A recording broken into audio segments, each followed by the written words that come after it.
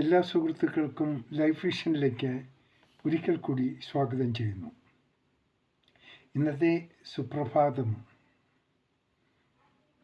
നമ്മെ ഓർമ്മിപ്പിക്കുന്നത്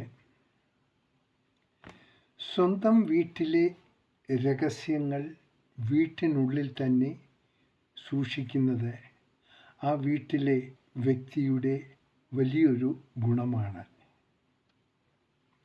അങ്ങനെയുള്ള കുടുംബങ്ങളുടെ അന്തസ്സും സുരക്ഷിതത്വവും വർദ്ധിക്കും.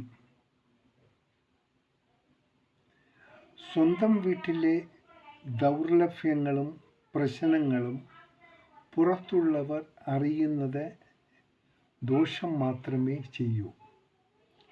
ഇനി അറിയേണ്ട മറ്റൊരു കാര്യം, ചില മാതാപിതാക്കൾ അഭിമാനത്തോടെ പറയും 30 വയസ്സ് കഴിഞ്ഞ അവരുടെ മകൻ്റെ കുട്ടിക്കളി മാറിയില്ല എന്ന്.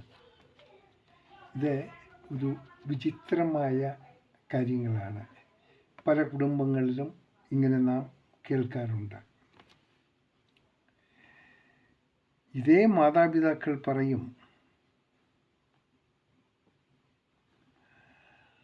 18 വയസ്സ് പ്രായം മാത്രമുള്ള ഒരു മരുമകൾ വീട്ടിൽ കയറി വന്നാൽ ആ കുട്ടിക്ക് പക്വതയില്ലെന്നും കാര്യങ്ങൾ കണ്ടുമറിഞ്ഞും ചെയ്യുകയില്ലെന്നും പരാതിയും പെടാറുണ്ട്.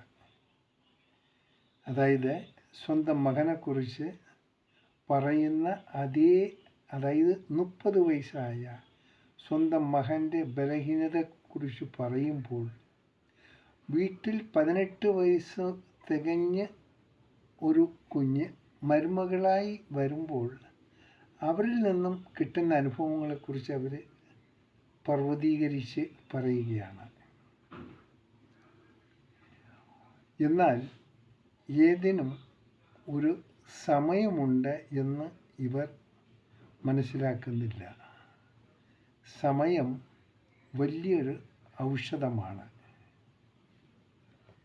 അത് എല്ലാവരും മനസ്സിലാക്കിയിരിക്കണം. സമയം ആകുമ്പോഴത്തേക്കും പക്വത എന്നത് ഓട്ടോമാറ്റിക്കായി എല്ലാവരിലും ഉണ്ടാകും. പ്രത്യേകിച്ച് ഇങ്ങനെയുള്ള മരുമക്കളെ സ്നേഹസ്പർശനം കൊണ്ട് അവരെ നല്ലൊരു മരുമകളാക്കി മാറ്റാൻ അമ്മായിയമ്മമാർക്ക് കഴിയും. ഈ വീഡിയോ കാണുന്ന ഏതെങ്കിലും അമ്മായിയമ്മമാരുണ്ടെങ്കിൽ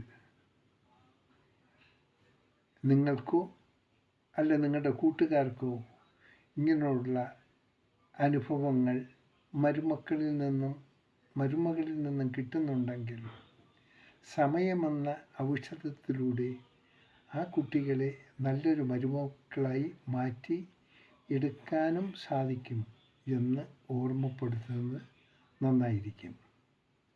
കുടുംബത്തിൽ സമാധാനവും സംതൃപ്തിയും ഐശ്വര്യവും ഉണ്ടാകണമെങ്കിൽ വിട്ടുവീഴ്ച മനോഭാവം എല്ലാവരിലും ഉണ്ടാകണം. അത് ആദ്യം വേണ്ടത് അമ്മയിൽ നിന്നും ആയിരിക്കണം.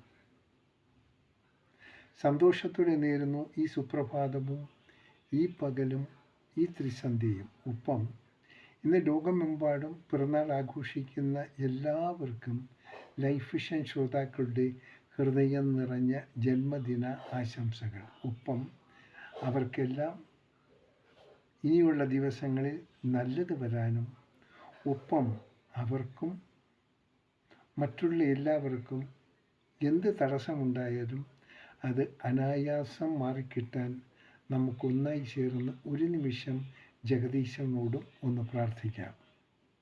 കാണാം വീണ്ടും നാളത്തെ സുപ്രഭാതത്തിൽ. വീണ്ടും ഞാൻ GK തുമ്പക്കാരൻ. Thank you.